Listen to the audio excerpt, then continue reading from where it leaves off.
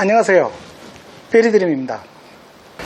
블루베리뿐만이 아니라 모든 식물을 재배하면서 우리가 가장 많이 들어보고 사용하는 비료의 원소 중 하나인 칼륨. 현장에서는 이 칼륨을 가리 또는 칼리라고도 부르지요. 식물을 재배하는 사람이라면 누구나 알고 있고 또 누구나 사용하는 이 칼륨을 여러분들은 얼마나 정확히 알고 영법에 맞춰 사용하고 계시는가요? 오늘은 비료의 3대 요소인 칼륨을 보다 더 정확히 알고 또 이해함으로써 내 주머니에 돈도 낭비하지 않고 그 효과를 극대화하기 위해 이 칼륨에 대해 실무에서 어떻게 사용해야 하는지 자세히 알아보고요. 또한 여러가지 칼륨 비료 중 내가 재배하는 작물에는 어떤 칼륨 비료가 가장 알맞은지 작물별로 사용하는 칼륨의 종류도 함께 알아보도록 하겠습니다.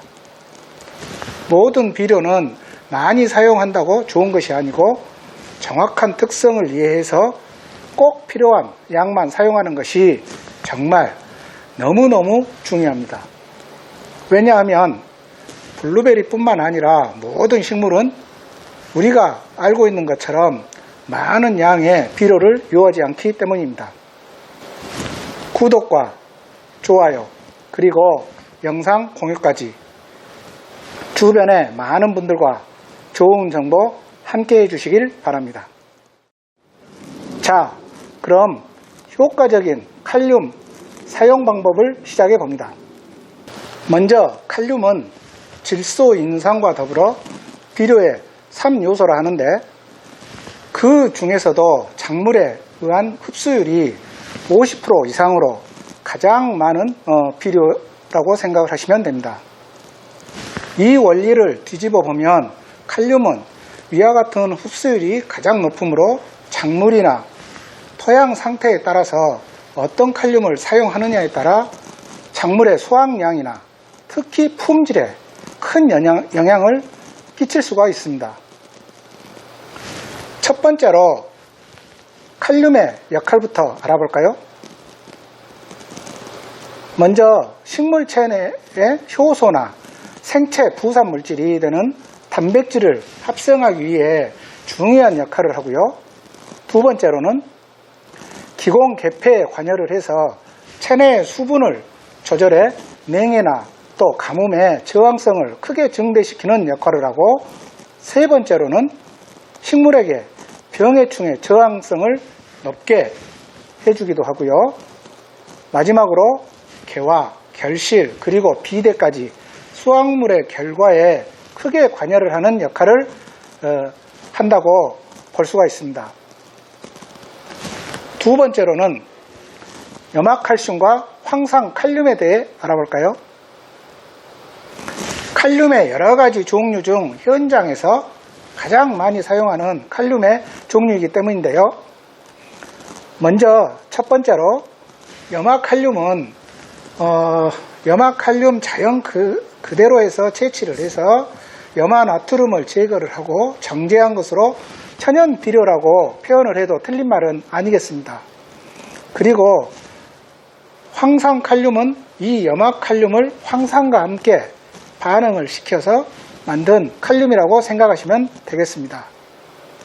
두 번째로 이 두 비료의 함량을 비교를 해보면 염화칼륨은 수용성 칼륨이 60%, 황산칼륨은 50%인데 단순히 성분만으로 비교를 하면 염화칼륨이 황산칼륨보다 훨씬 좋아 보이지만 작물의 종류와 또 토양의 상태에 따라 이 두 비료의 사용법이 완전히 달라진다고 생각하시면 됩니다. 세 번째로 두 비료의 장점은 무엇일까요? 염화칼륨은 함량이 높아서 사용량이 적기 때문에 경제적이고, 황산칼륨보다 습기를 증가시켜 가뭄에 좀 더 유리하다고 하겠습니다. 이와 반면 황산칼륨은 염화칼륨보다 더 많은 장점들이 많은데요. 단백질을 합성하기 위한 아미노산을 만들 때 반드시 황이 필요한데 자체적으로 황을 보유한 황산칼륨이 보다 많은 식물이 단백질을 합성하고 뿌리 생육에도 더욱 효과적이라고 볼 수 있겠습니다. 블루베리, 원예작물, 과수, 구근류들의 품질 향상에 기여하고요. 황이 가지고 있는 당도, 경도, 착색에 영향을 미치는데 이러한 황을 보유한 황산칼륨이 훨씬 더 효과적이라고 할 수 있겠지요. 즉 과일이나 열매의 품질 향상에는 염화칼륨보다 황산칼륨이 훨씬 더 효과적이라는 말이 되겠습니다. 세 번째로는 정말 중요한 이러한 비료를 어떤 작물에 사용할까요? 첫 번째로 염화칼륨을 요구하는 작물은 벼, 보리, 맹류작물, 마 종류이고, 두 번째로 황산칼륨을 요구하는 작물은 블루베리를 비롯해서 각종 과수와 원예작물, 근체류, 그리고 황을 많이 요구하는 양파와 마늘, 또한 전분작물인 감자와 고구마는 반드시 황산칼륨을 사용해야 하는데 염화칼륨을 사용해버리면 전분 형성이 제대로 되지 않기 때문입니다. 블루베리는 황산칼륨 사용이 너무 당연한 것이라 변론으로 하고요. 대부분의 식물들은 산 공급이 필요하므로 토양 산도가 너무 낮은 경우가 아니라면 원활한 생육과 또 수확물의 맛을 고려해서 황산칼륨을 사용하는 것이 좋겠다고 볼 수 있습니다. 예를 들어서 깻잎의 경우 염화칼륨을 사용해도 무방하지만 황산칼륨을 사용하게 되면 깻잎 고유의 향이 훨씬 좋아지는 것을 알 수가 있습니다. 네 번째로는 각 비료의 사용 시 주의사항에 대해서 알아보겠습니다. 첫 번째로 염화칼륨은 자체적으로 염소가 존재해서 토양의 질을 악화시키기 때문에 반드시 소량씩 사용해야 하고, 염류 집적의 문제 때문에 특히 하우스 작물에는 가능하면 사용하지 않는 것이 중요합니다. 그리고 황산칼륨은 토양을 산성화시키는 문제가 있어 블루베리 재배 시에는 너무 좋지만 일반 작물은 재배 중간마다 석회 등으로 산도를 낮추어 줘야 되고요. 황산의 사용으로 노후화된 논에는 염화칼륨 사용이 오히려 더 효과적이라고 볼 수 있습니다. 마지막으로 기타 칼륨 종류에는 어떤 것들이 있는지 알아보겠습니다. 바로 질산칼륨과 인산칼륨이 있는데요.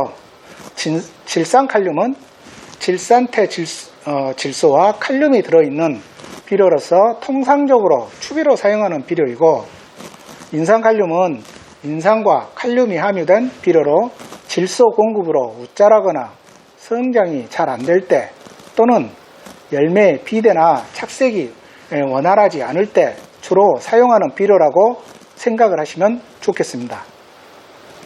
칼륨, 조금만 더 관심을 가지고 이해를 하시면 보다 효율적으로 사용이 가능하시리라 생각이 됩니다. 단순히 누가 어떤 비료를 사용했더니 아주 효과가 좋더라 라는 풍문 또는 말로만 듣고 내 작물에 그 비료를 무작정 사용하시는 것보다 꼭 내 작물의 특성, 또 토양의 상태 여러 가지를 고려해서 그 비료의 특성을 정확하니 파악을 하신 다음에 내 작물과 가장 어울릴 만한 비료를 정말 필요한 양만큼만 사용하시는 것이 여러분들의 작물 성공에 크게 이바지하리라고 생각합니다.